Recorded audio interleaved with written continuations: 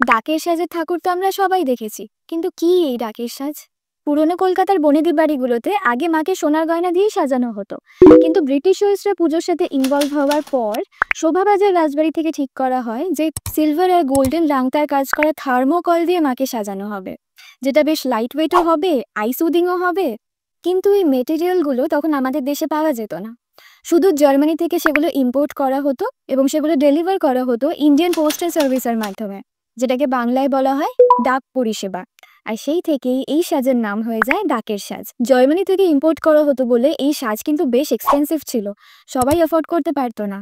মানে অনেকটা ধরো আজকালকার দিনের গুচি, প্রাডা, আরমানির মতো, যার কারণে সেটা তখনকার দিনে একটা স্টেটাস সিম্বল হয়ে দাঁড়ায়। মানে একে তো বাড়ির দুর্গাপুজো, তার মধ্যে আবার ডাকের সাজ, মানে আম্বানি লেভেলের বড়লোক।